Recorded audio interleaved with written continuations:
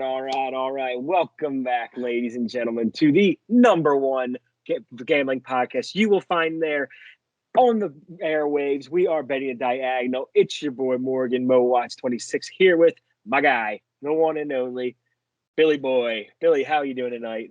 Feeling good, feeling great. I should have had a nice 3-0 night tonight, but Robert Tynan got hurt, so I'll just, it was dust after that. He was finally starting to get involved, and it is what it is. Had a positive day, so we're looking at making another positive day tonight. We are looking at positive days all around. You had a good day. I've had a good day up until the last 5 minutes, where I got double cucked by the Packers and the Cardinals. Anyone who's watching this right now, the Packers-Cardinals game just ended about 5 minutes ago. 24-21 win for the Packers. Billy and I both said last night that we've leaned the Packers plus 6.5. That looked great. I also loved the over. I didn't post it on the card, but I did have a play for the over 50. I got two bad beats in the span of 1 minute, which was really upsetting. Packers could not score at 4th and goal at the 1 yard line. They had 4 shots at the 1 yard line, could not get it in. And then little Yoda, Kyler Murray, comes down and throws a pick in the end zone right at the end of the game from the 5 yard line, all in the span of a minute of game time. What an absolute just rush of bad emotions coming over me. But onward and upward, we move on. We get it. We forget about it. We had some good picks. Both of us had Nick's money line tonight. Easy pick. Very simple. Bong. Nick's easy one. I really was hoping I got the card out before you because I wanted to have that pick first. But, I was going to tell you to take that if you didn't have it already. So I'm very glad you did. Billy went, 1-0, I believe, in college football this evening with Eastern Carolina. I went 1-1. I split. I had the ECU as well, laying 9.5, but I missed on the Coastal Carolina first half. Coastal Carolina Chantilly's, you're really pissing me off.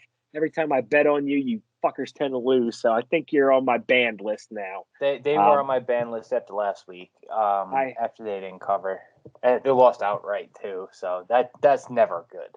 Yeah, they are definitely on the ban list for the time being. They need to get back into my good graces. I had a couple good NBA plays. The Jazz minus 9.5 by the Rockets. That was the easiest play of the night. I would have put the mortgage on that play right there. The Rockets are so bad, and the Jazz are extremely good. That was simple. We got one live play, Warriors, Grizzlies over right now. It's not looking great. It's toasted. You need 100 points in the fourth. Need a lot of points. It's going to be tough. And you have the live hockey game, which I do have the Flyers Nucks. I have the Flyers Nucks right now, and we're big Nucks guys, but I am a Flyers boy through and through. I have over 6 goals. We're at 3 right now going into the third, so we will see what happens. Of course, neither team chose to score in the second.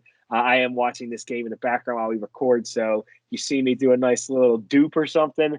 That's because my boy Captain G, MVP, future Hart Trophy winner, Claude Giroux puts one in the net. But we're here for college football. That's why Real quick, I just celebrated just because I took the live Montreal Canadiens line. They just scored. For those of you who can see me reacting, that's what I'm watching. Well, Habs hockey. Love to see that. Absolutely love to see that. It is Thursday night, not Friday night, Thursday night. It's Thirsty Thursday, which means the colleges are popping. So we're here to talk a little college sports tonight. We're talking college football. So to kick it off, I will start the show over here on my side of the world. First game we're going to talk about, Iowa Hawkeyes plus 3.5 versus the Wisconsin Badgers. 12 p.m. game at Camp Randall in Wisconsin. This is a game for Iowa where Iowa controls their own destiny. They can win the Western Division of the Big Ten, but they need to win out. They have Minnesota there right with him right now. If they win out, though, they will win that division, which will be huge for them. They can't afford to slip up against a 4-3 Badger team, which really is not that good. This team, Iowa played a couple weeks ago. They had kind of their early season Super Bowl against Penn State when it was the number 3 and the number 4 team in the country, and they kind of have come down a little bit since that point. Ironically enough, both of these teams have lost to Purdue. Who would have saw that coming? Wild. I did. Yeah, I bet I'm Purdue. This is neither of these teams really boast impressive offenses in the slightest bit. Of late, I will say Wisconsin has been putting up some points. But there is a reason that this is one of the lowest totals in the gambling world this week. It's 41. Actually, I think it's 38.5. I'm thinking of a different game. It's 41.5. It's 38.5. I have 36.5 on mine. It's even dropping even further now. Yeah. This just keeps going down and down and down because these teams aren't that good offensively. This game will be dictated by the quarterbacks. We have two crummy quarterbacks. You have arguably the worst quarterback in college football, Graham Mertz, with his 2 touchdown to 7 interception ratio. And on the other side for Iowa, one Spencer Petras. He's not much better. He's got a 9-6 touchdown interception ratio. Not great. Not good quarterback play for either of these teams. They haven't historically had good quarterback play. Wisconsin, I couldn't tell you the last time they had a good quarterback. We had C.J. Beathard at Iowa for a while. He was not too bad, but I think Nate Stanley just last year was okay. He's in the pros now for somebody. Big difference in this game, I think, is going to happen. Iowa's coming in off a bye week. They had a nice little break last week, and they get to hit the road where they've actually played pretty well for gambling fans specifically. They're 5-0 against the spread in their last 5 road contests. Going into Camp Randall, they're wanting playing in Camp Randall. Wisconsin is only 1-6 against the spread in their last 7 home games. Wisconsin hasn't been covering at home, whereas Iowa, they can come in there, they can get the job done. I do have a little sprinkle on a little Iowa money line action because I think Iowa can win this one outright for sure. In the road team has also in this big matchup here. So these are 2 of the heavyweights of the Big Ten, right? Maybe I'd say welterweights, maybe. I don't know, maybe not heavyweights, but welterweights, right? Middleweights. Let's go middleweights. We'll go middle. Road team has covered in 10 of the previous 14 matchups in the series between these 2 teams. Hawkeyes are 6-1 against the spread in their last 7 trips to Camp Randall. As for the 2 teams, just in general, Iowa is 3-0-1 against the spread in their last 4 following and against the spread loss. They're also 4-0-1 in their last 5 as an underdog. Wisconsin, 3-8 against the spread in their last 11 games as a favorite, and they're only 2-6 against the spread in their last 8 conference games. Give me Iowa plus 3.5. Also, give me a little sprinkle on Iowa money line. Interesting. I don't hate that. I think I've retired for the year for betting on or against Wisconsin. I just think my time is coming past after the under that definitely should have hit and it just didn't hit again last week against Purdue. So therefore, I don't hate it at all. I think it's a good pick. I would lean that way, but I think that I'm done dealing with Mertz. I can't watch him anymore the rest of this year. I just can't do it. So I like to bet on games that I'm going to watch. All right, let me get into another dog that I will also bring some money line on. But this one's a much bigger dog. Oh, baby. Navy the big plus doggy. 11. Navy plus 11 against Tulsa, and I will be sprinkling the money line plus 340. I saw this line. I was like, how everybody does, just scrolling through the games, just like getting a quick look at what's going on. And the plus 11 just stuck out. I was like, that doesn't seem right. It just didn't seem right to me. This seems like a game that Navy can win. Honestly, since he had absolute fits last week trying to stop the triple option, and Navy looked pretty solid on defense against the playoff hopeful for at least a little bit. The number is just too big for me, especially with the way Navy plays slow, very, what's the word I'm looking for? Mr. Morgan Watkins? Deliberate? Yes. Yeah. I was thinking articulate. I'm like, that ain't right. Very deliberate. Tulsa gives up 151 yards per game to the rush, which is real bad news if you're a Golden Hurricanes fan. Couple stats for you. The midshipmen, aka Navy, are 7-0 against the spread versus a team with a losing record. They are also 4-1 against the spread in their last 5 games as a dog. And the Golden Hurricanes of Tulsa are 4-11 against the spread in their last 15 as home favorites. Give me Navy plus 11. Sprinkle the money line as my big barking dog of the weekend. I'm fairly confident they wind up winning that game, man. No, I actually like that pick too. I did see that one on the line. I was like, I don't hate this. I might get in on that one as well. Navy's a pesky team. They always just find a way to hang around, and it's a triple option. Nobody prepares for that. Nobody. What's it? Does Georgia Tech still run the triple option? They do. They do. There's like 5 teams. There's like very 5 or 6 frustrating. teams. absolutely wild that Georgia Tech has produced receivers like Calvin Johnson and Demarius Thomas to the NFL while doing the triple option. Like every time we bring up the triple option, we say that just because it's just insane. I know. It's just insane. It'll never not be an amazing fact. I said last night, it's just like for some reason, I see the card this weekend, both Saturday and Sunday, quite clearly. There's not a lot of games I love for college, but like the ones I do, I'm obsessed with. So I really like that money line. I might just post the money line and not even post a plus 11. Yeah, I kind of like that. That's not bad. I can see Navy winning that game. Yeah, maybe. There's a chance there. Like I said, there's a team that gives people fits. You're not ready for that. All right. You kind of threw me off a loop here. We're going to call a quick audible. We're going to keep the dog theme. We're going to keep the dogs barking right now. Who let the dogs out, right? We're going to take the Penn State Nittany Lions plus 18.5 versus the Ohio State Buckeyes. The Ohio State Buckeyes. Yes, I know you're sitting there right now. You're listening to this. You're watching me right now. Like, but Morgan, you hate Penn State. How on earth would you possibly bet with Penn State? You can't stand them. Yes, I hate Penn State. I don't like them at all. You know what I do like? I like winning. I like winning money. I like winning bets. I like proving people wrong. Hasn't happened as much as I'd like it to, but hopefully it does, right?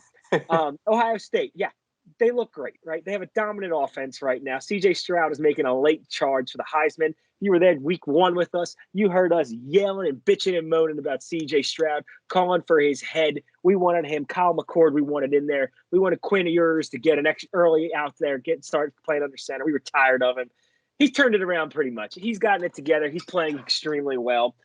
They have one of the guys I mentioned at the very, very beginning of the year, Trevion Henderson, was a dark horse Heisman. He's not going to win it this year, but maybe next year. He's an interesting piece.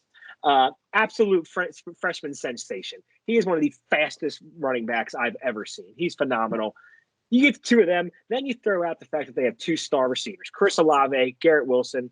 Chris Olave is going to be a first-round pick. Wilson will at least be within the first 2 rounds.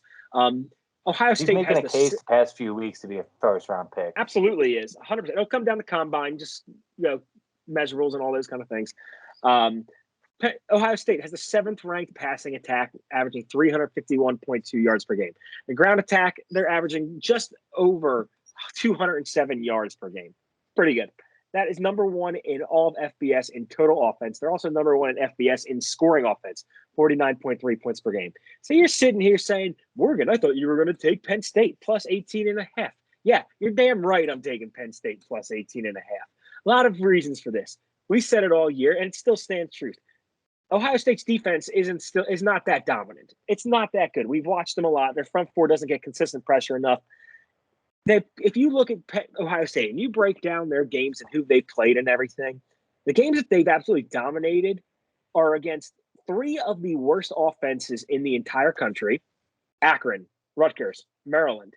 Another team that they beat was Indiana. Not all that great offensively.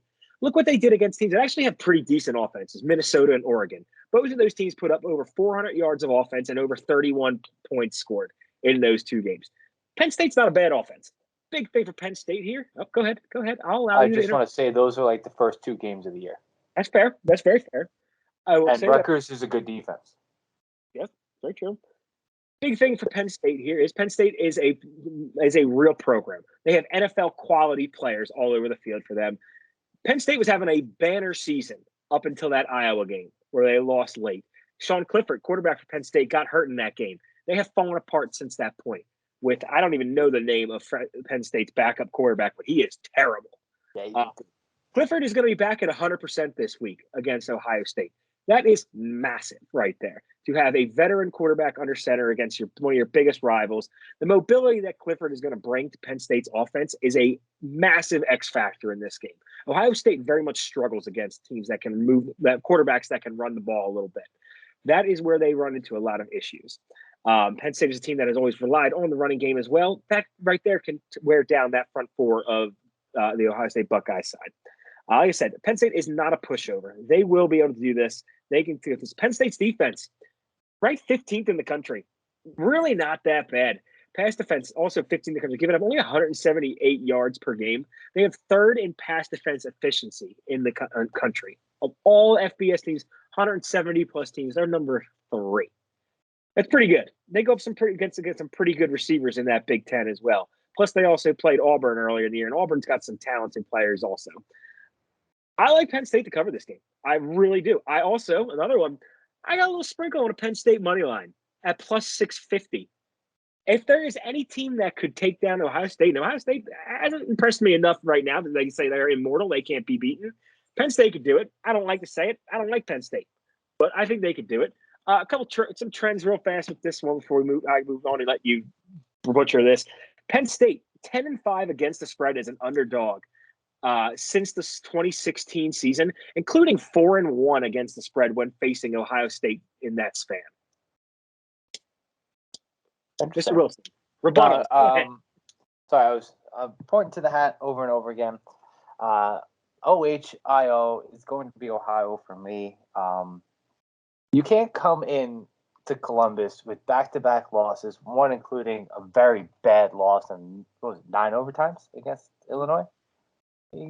That's a heartbreaker. They've lost all confidence. And Clifford was playing that game. He didn't look good. Listen, to me, it's Ohio State or pass. It's a lean for me. It's not an official play. I don't know if it'll make my card come Saturday, but it's going to be Ohio State for me. I have minus 18. I'll take a push. There's no shot that Penn State is beating Ohio State. It's just not going to happen. I've seen stranger things happen. I guess, yeah. No. That for me, that's a no. I think you're wrong. Just my idea. I didn't do any research on the game just because I knew I wasn't going to make an official play, at least for the show. Give me a couple days to think about it. Let me talk to my Ohio State friends, see what they think about it. I got invited to go to the game. Every school. I was there, one thing to note, this is a Scarlet Night game. So it's like similar like the whiteout game that they do in Penn State. It's like a very similar thing, night game against a division rival. I don't like it. I don't like it one bit. Give me Ohio State minus 18, I think. I have another lean for a dog. It's not a money line dog. I'm going to be taking Louisiana Monroe against Appalachian State. I think my plus 28. Appalachian State coming off that massive win against Coastal last week. I think they just fall flat. They win, but I don't think they covered 4 touchdowns. So give me that. Most likely, it'll see my card Sunday. So I'm saying give me that. I just didn't do enough research on it to give you more info. Just too big of a number in a solid letdown spot, I think. For my next official pick, I guess we can call it, I am going Purdue, Nebraska under 52.5. Listen, Nebraska's offense has been hit or miss all year. What's his name? Martinez? What's his first name? Taylor Martinez. Taylor Martinez. It's a bad name. It's not a quarterback name. I'll tell you that right now. Actually, it might be Adrian Martinez. I believe it's Adrian. That's why you were like Taylor. I think Taylor.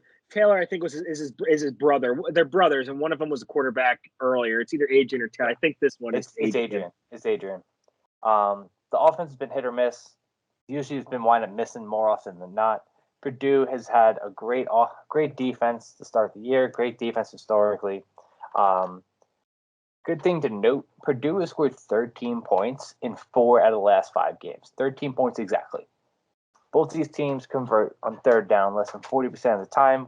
Plenty of punting, plenty of fourth down, going for it, not getting it. Listen, if you're converting on third down less than 40% of the time, you're not converting on fourth down very often either. I'll tell you that right now. Purdue on the road is allowing only 11.3 points per game, while Nebraska at home is only allowed 14 points per game. Need a low scoring game, very slow, very methodical. I'll take the under in this one. The under for the Boilermakers in their last 8 games, 7-1. The under is 4-1 in the last 5 games as a dog. 4-1 in the last 5 conference games. 4-1 in their 5 last road games. The under for Nebraska is 16-7 in the last 23 as home favorites. I also lean Purdue. if you're still giving me the hook come Saturday, it's 7.5. But to me, I think I'm just gonna stick with the under 52. I'll take it all the way down to 50. I think it's pretty safe. No, I like that. We've seen that Purdue offense; it's trash. Yeah, it is. I do like that. They do have David Bell, who's a very nice receiver, but he's very good. He is, yeah, NFL talent. 100%. He'll be a day 2 draft pick. Purdue sneaky puts out pretty decent NFL talent. Yeah, you wouldn't really think of it. It's always fun when you watch the small schools. It's not as much the big guys that put out the big name guys like Drew Brees, Purdue, Mr. Rondale Moore this evening, Purdue. Yeah, they're out there. Ryan Kerrigan, Purdue. Yeah, there's a couple players. Rondale Moore had a juke tonight that, like I told you before, juked at my TV. He took some ankles. Real quick, I just want to backtrack real fast. What did you say it was going to be for the Ohio State game? It's not a whiteout. It was a what? Scarlet. It's a That's Scarlet right, game. Because we're taking the Scarlet Knights and Fighting Illini under 41.5. That's where I wanted to get to. We're taking Scarlet Knights here. I wanted you to segue me into that nicely. You like that? You could have let me know and could have worked that out a little bit. I wanted it to just happen. I wanted it to be more natural. We're going to take the Scarlet Knights Fighting Illini under 41.5, 12 p.m. game at Illinois. To me, this is a 100% big letdown kind of game for the Illini. You're coming off a 9 overtime game last week against Penn State. That was their Super Bowl right there. The Illini are not a very good program. They are not a very good team. Brett Bielema has a lot of work to do to turn that program around. That 9 overtime game saw Illinois run for over 300 yards on the ground. They had less than 50 yards passing in the game. That wears out in your offense. I don't care if it's been a week since that game. You are still going to be exhausted. Go ahead. If you're thinking that same energy with the Illini, why are you not thinking the same energy with the team that lost that game? Deeper roster. Much deeper roster with Penn State. Just an honest question, that's all. Yeah, much deeper, more talent it's a for fair a team question. like Penn State. No, 100%. I agree with you. 100%. Much more talent and pro talent and everything with a team like Penn State, where their depth guys are going to be able to. Basically, their depth guys are as good as Illinois' guys are already. Like I said, that was Illinois Super Bowl last week. They knocked Penn State out of the college football playoff picture, completely ended their season. However, the other side of the ball, Rutgers is coming off a bye week where they've had ample time to prepare for this matchup and everything. So you're going to have a beat-up team versus a rough team. But even with that, the Scarlet Knights, they have been in a bit of an offensive rut in the beginning of the year. They started the year 3-0 against the spread. Since that point, they're now 3-3. But we're talking about the offense here, right? We're talking about the under in this game. They have not scored more than 13 points in their last 3 games. They can't move the ball or score right now. Granted, I will say this. Their last 3 matchups all have been against ranked opponents, very good teams. Illinois is not one of those.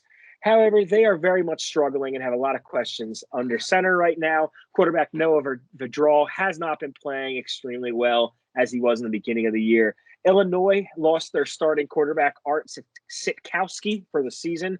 Now they are starting Brandon Peters. He has not had the reps under center all year, which bodes for a running type of attack from Illinois because he has not had the reps with the receivers or that center. That means we're going to slow the ball down. We're going to be very methodical. We're going to make sure that this ends up, we're going to ball control with this one.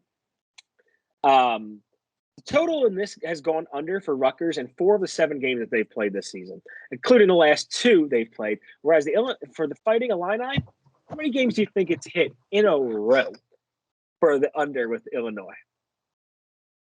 Listen, I like it. You not even answer my question. I'll answer for you. 6 straight games the under has hit for Illinois. We're going to take the under 41.5 in this game. These 2 teams ain't going to put up 35 points. No, I don't think so either. And I was kind of half watching the game, so I didn't realize you asked me a question. It's like a real beautiful save also. Yeah, no, and you have to add in the fact that Rutgers is a very strong run defense as well. So Rutgers has very good players on the defensive side. That is their strengths for each of the teams is that defensive side of the ball.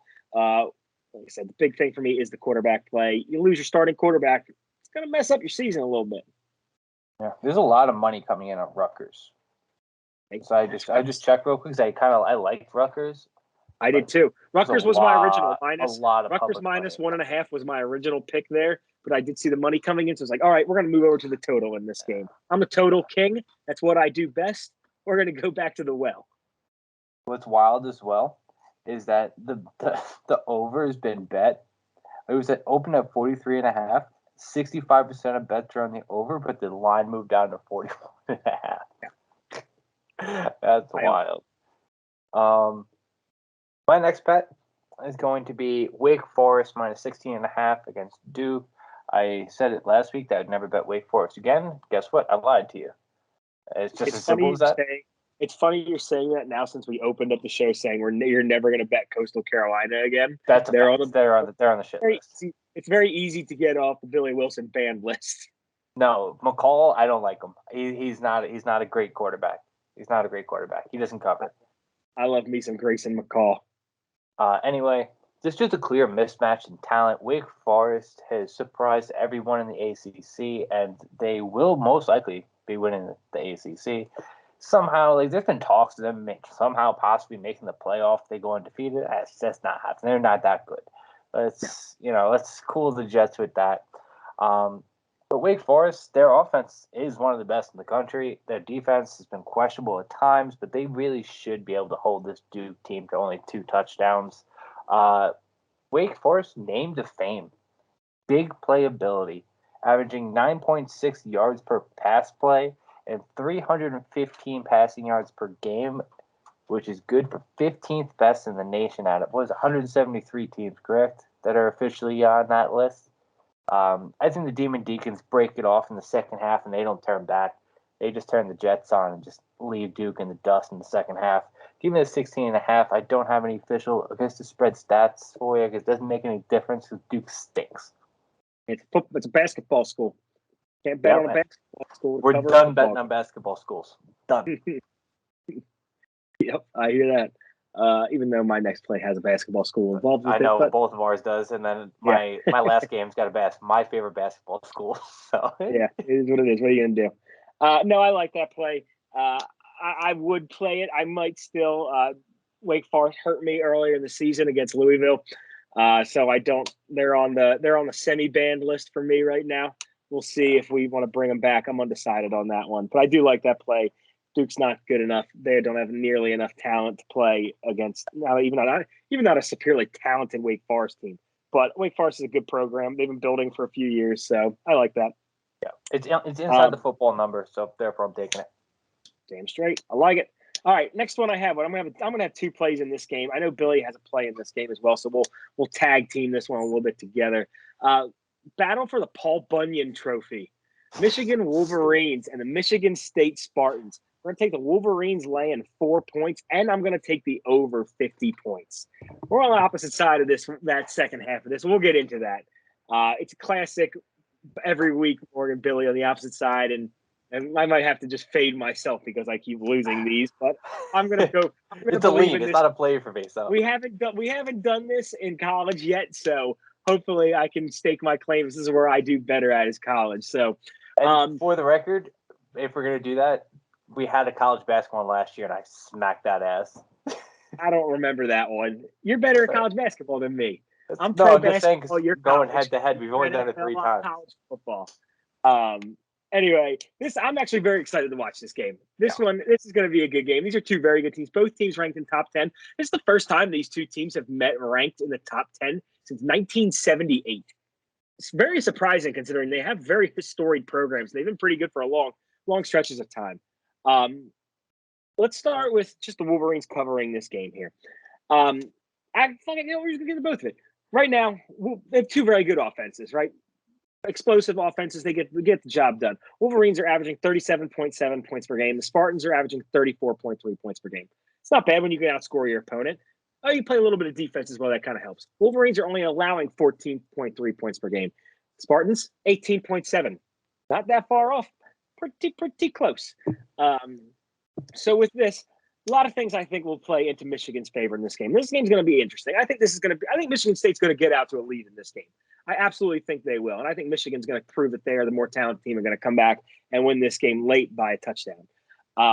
But Michigan is going to lean on their running back, Blake Corum. has 729 rushing yards so far in the season with 10 touchdowns.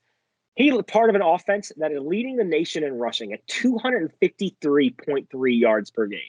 That's massive. That is a huge number. That is controlling the tempo of the game. That is dictating the pace of the game against your opponent. Michigan State has a pretty good running back in Kenneth Walker. He's not going to win the Heisman, but he was in the conversation for a while. I like watching him play. I absolutely love him. He is a strong runner. He is a fun back. Michigan State running backs, big backs, not really the fast guys, but they're the big power kind of backs I like to watch. They're going to lean on that running game with Michigan. They also have star quarterback Cade McNamara, who's dual threat ability. That's going to cause havoc for that Michigan State defensive front, and the Michigan State defense, which has had a knack for giving a big play this season. Not because of the talent or anything. They don't tackle. They very much struggle wrapping up the ball carrier. So if you're telling me we're going to get some read option plays, go ahead. I was just saying that's just all college football. That's college football, but you know what? It's going to be Michigan State more so here. We're going to talk the other side because, right, we both have explosive offenses on both sides of the field here. Big thing that's going to separate this game here, Michigan's defense is significantly better. Michigan's defense, led by top 10 draft pick, NFL draft pick, potential top 10 draft pick, Aiden Hutchinson. Coming into this game, that rush defense is allowing 116.6 yards per game. Pass defense, only giving up 182.4 yards per game through the air. Very good numbers. Defense has a ton of talent throughout it, and they are able to get the pressure on the quarterback, something that Michigan State has not been able to do consistently this season. The Wolverines are 5-1 against the spread in their last 6 following a straight-up win. They're also 18-4 straight up as a road favorite under Jim Harbaugh. This isn't going to come down to a field goal this game. This is going to be a touchdown game. I can tell you that right now. Spartans, 4-15-2 in their last 21 home games against the spread. That's not good. That's not how you cover good teams. That's not a good team right there. And then we'll talk a little bit of the over, right? The over is 17-4 in the Wolverines' last 21 road games. So that's same time span versus a team with a winning record. It's also 15-6-1 for the Wolverines, their last 22 games following a bye week. Spartan side of the ball, the over is 17-5 in the last 22 games following a bye week. I love the over in this spot. A lot of people are thinking the under because it's a Big Ten school, Big Ten, big defense, right? No. Give me the over. There's going to be some points scored in this game. Michigan's going to win this game. Michigan's making a charge for the playoff picture here. One of those teams might slip up later in the season. We're going to see one of Georgia and Alabama lose. Alabama loses. They're out of that playoff picture. They're done. You know, Michigan could move up there. They could make a run for it. So give me Michigan Wolverines -4 and over 50. All right. Like you said, everything you said about the Michigan side, I love. I think this year's the year that the Wolverines make some noise. I think they could get in. I just find a way. I just see a path where the committee just fucks them and they just don't get in, and it'd be heartbreaking because they've been very, very good this year.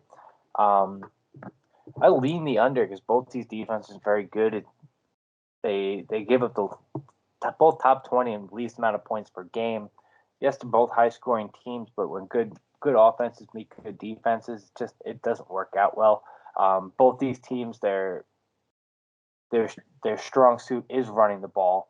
So, you know, I do think that the Wolverines defense will keep the Spartans at bay, and they do win by 10. But for me, it's hard. It's very hard to bet on this game, especially on the spread, because both these teams have been a cash cow. Michigan 6-1 against the spread. Michigan State 5-0-2 against the spread. You know, they've made money. They've printed money for everybody. I didn't want to bet this game, but you know, I'm going. You have to. It's such an awesome game to watch. You have to. I gotta get some action on it. I'm watching this. You're game. Watching it. Yeah, you know? I need something going on, and I think it's more fun. Yeah, I do. How do you feel about this stat? Michigan has only covered one game in the last 14 matches against Michigan State. You put any juice on that, or it's just like, you know, they haven't been good in a long time? I think it's been a lot of building a program. You know, under Jim Harbaugh, the program's obviously been much better. But you go back to the Rich Rodriguez days, the Brady Hoke days, the end of the Lloyd Carr era, and everything. Those teams were devoid of talent. They haven't had good quarterback play. Even Denard Robinson teams weren't all that great. He was just an explosive playmaker. Michigan State has historically had pretty good success against Michigan and has had the pieces in place to go this, and they've been very well coached for a very long time. I always get that there's their brothers. I don't know which one it is, Mark or Mike D'Antoni, one of the two of them. Is a hell of a coach, and he did a lot of great things for that program for a long time. He's not there any longer, but they did some great things, and they were able to stymie that Wolverine offense for a very long time. I think the tides are turning. I think this Michigan era, I think Cade McNamara is a big-time difference maker. They've really, like I said, they're really committed to running the football, which is a Jim Harbaugh special. It opens up so many more things. They really recruited well on that defensive side of the ball. That's huge. Michigan's defense really hasn't been that good in a few years. They haven't had the guys or anything. Now they've got those guys. They have the talent up there. That's when they play Ohio State in a couple weeks. They got the talent that they can play with them. Yeah. My last game is going to be a double pick. I've just officially made it a double pick. I had to double check the total. It's now officially a double pick. I'm going Utah State -5 against Hawaii, and I'm also going the under 65. Last time I did this strategy, we'll call it a system play, with Utah State playing way too early during the day when they're a West Coast team. The under hit by a mile against BYU, and the over never stood a chance. It wasn't even halfway there by the end of the game. I think that happens again. If you're a player on Hawaii, this kickoff is 9 a.m. Hawaii time. It's 3 p.m. Now, if you're a football player, you have to wake up. You're up at 5 a.m. 5 a.m. for a football game. Yeah, it makes sense. You're in pads by 7 a.m. your time. It's tight. You're not really woken up. You're not game ready for that. I think Utah State jumps out to an early lead and then just holds it. Hawaii lives and dies by their deep ball. Otherwise, they can't do anything else on offense. Yes, Utah State gives up a lot of yards, but they don't necessarily give up a lot of points. Give me Utah State and the under in the system play where Hawaii plays 9 hours earlier than they should be playing. I love that pick. We did that earlier in the year. It worked out great. I absolutely love that pick. I will be riding with you on that one. 100%. That's a 9-hour difference from when they usually play. They usually play at midnight. They're playing 3 p.m. Yeah. Love it. 100%. I'm on board with you on that pick. That makes way too much sense. Listen, we said that last time. We were like, BYU, Utah State makes way too much sense. It can't be right, but we're going to take it anyway. It worked out well last time. It's a system play. It's our official system play. You don't mess with the streak, man. Yeah. That's all I've got, Mr. Mo Watts. All right. You any other sports or anything you wanted to get into tonight, or I don't have any exact. I was telling you before the show, I've been betting against the Panthers over and over and over again, trying to see. We're talking hockey, of course, obviously. When they lose their first game, because they're 7-0 right now, it won't last forever. It's either going to be Friday night or Saturday night. It's 3 games in 4 days for them. They're playing the Red Wings tomorrow, who've been playing well. I really think it's tomorrow, Morgan. I really do. Red Wings are plus 160. I don't know. I just find it so hard to believe the Red Wings are going to be that team, but Yeah, but every streak's got to come to an end. You're not wrong. No, you're definitely not wrong there. I agree with you on that 100%. It's a risk. I don't know if I'm going to make it an official play, but I'll most likely be playing it. Besides that, I really don't have anything for yet. I wait till the day of, do the research for it. So, do you have anything NBA related for the weekend, or any games you're excited to see? And please don't tell me about your Sixers, because they stink. It's Knicks tape all day. Bing bong. Sixers big time rematch of the second round. Sixers Hawks on Sunday. I'm going to take the Hawks because they just have the Sixers number. So I'm not stupid. I was actually going to take. I would have taken the Pistons tonight over the Sixers with the plus 10.5 that they were being given. Sixers are a little bit of a team in transition right now. We got some things we got to figure out for my Philadelphia Sixers. So not great times. Getting a point guard. Hey, I believe in a little Tyrese Maxey. I love Yeah, Maxey. he's going to be a really good player for a really long time. I'm waiting for the line. A lot of Sorry, I developing. didn't mean to cut you off. Hey, good. I'm waiting for the line for the Lakers game. I kind of like the Lakers tomorrow against Cleveland. I like Cleveland's team though. Cleveland's a young little. They're building a good culture over there. I just love, and I told you a couple weeks ago, the fact that they're playing Lauri Markkanen as their small forward, and they're just going straight massive bodies all over the field. I'm a massive Evan Mobley guy, so Evan Mobley is going to be a stud. I saw today he's actually just like a week or so into the season. He's the favorite already for Rookie of the Year, which doesn't surprise me at all. He's a very good player. He kind of has a little bit of a Chris Bosh style to me, I think, which is kind of how lanky he is and everything. He fills out athletic too. Oh, I agree with that. He's definitely more athletic. If he can work on a jump, get a better jump shot, get a little bit better, get a little stronger, he's going to be a good player. He's going to have a long career. I'm excited to watch him. But I'm sure I will have some more picks. It's getting into the nitty gritty. Now we've a week or so into the NBA season. I've seen a few things happen. My picks with NBA have been a little bit better of late, so I love to see that, obviously. Which means I'm starting to read it again. We'll love when that happens. I mean, I'm the NBA guy of the show right now. Let's pump the brakes on that blasphemy right there. Listen, we're doing good. We're doing good out here. College football, I'm 51-50. You are 55-48. NHL, I kind of after a real slow start, got up real quick. I went was it 11-2 run. So now I'm back 13-12. I back lost again, baby. Brutal.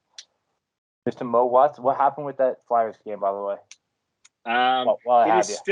It is still 2-1 with 2 minutes left in the game. So my over's dead. That ain't gonna happen. You hate to see it. The one time I actually do an NHL play, I try to roll the hot hand, which is the Flyers hitting overs because they have just been killing it this year, scoring goals, and they decide to play a great defensive game. Like what the fuck? That was like last night. I took the under in whatever game it was. I forgot it was 5 goals in the first, a goal in the second, and I had the under 6.5, and then the game went to overtime. Makes sense. It was the Flyers. Well, the Flyers game you had under last night also, and they had 5 in the first, which was great.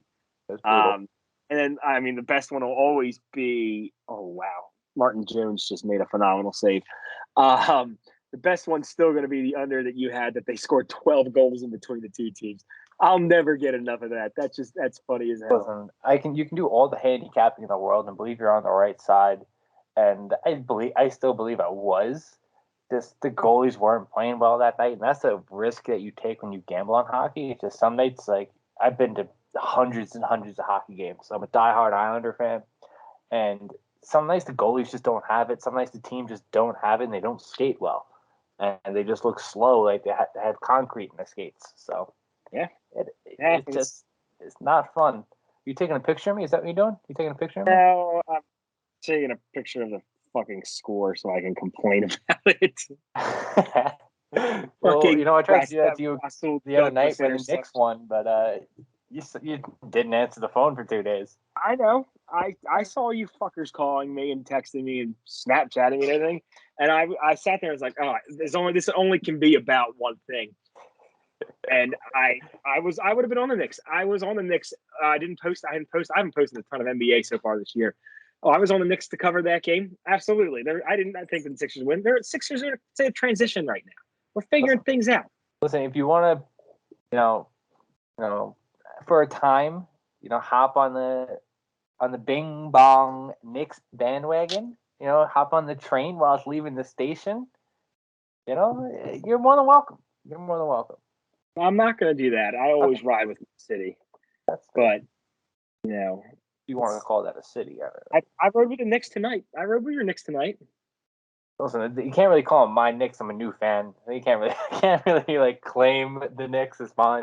My favorite thing was with that whole you two dingbats trying to chirp me and all. It's game 4 of the regular season. Listen, and every these game jagaloons here are blowing up my phone about how the Knicks beat the Sixers. It's game 4.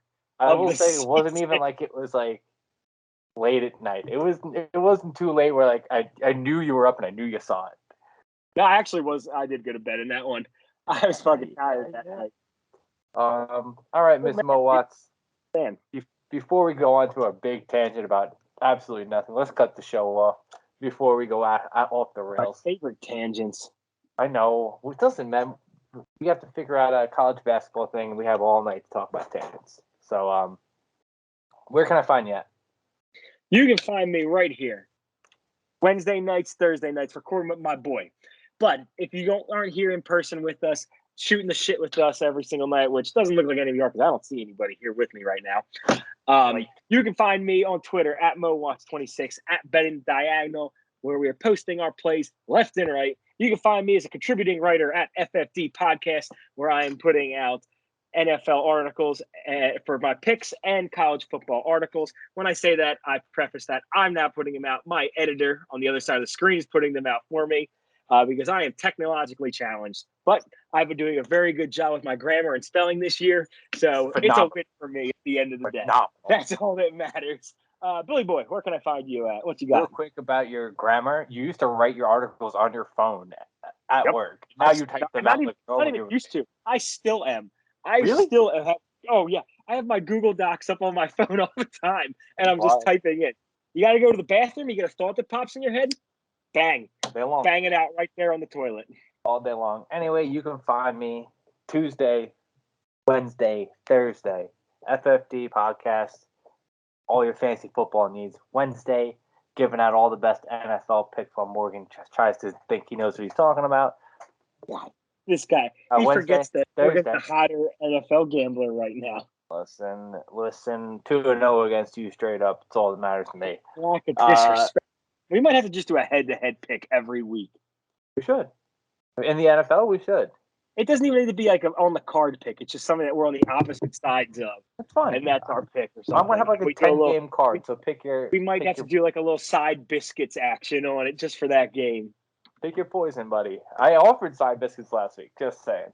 Anyway, you can find me at BillyFFD on Twitter, Betting Diagonal on Twitter, FFD_podcast on Twitter. Like, follow, subscribe, look at all the stuff on the website. A lot of stuff coming. DFS will be back this week. I have all day tomorrow since my 9 to 5 is off. I will see you guys next week, right? Are we going to be here next week, Morgan? We're going to try to do something next week because I know you're going away. We are here next week. It's the week after that. We're going to do some audibles. We're going to figure out some different things. I will be away that week in states that don't allow for legal sports gambling. So we're going to have to change some things up. I'm going to see how available I am, but we'll figure that out. We'll figure something out for the boys back home. Maybe I'll get a guest spot on. Greggy boy coming in off the bench. Greggy's not coming Bring in the righty. Bring in the righty. He's a lefty, actually. He's a lefty. Shit. Bring in Jared. Bring in the righty. I think Jared's a lefty, too, actually. He is. I can't bring in Mike either. It's too late for him. All right, boys and girls. We'll see you guys next week.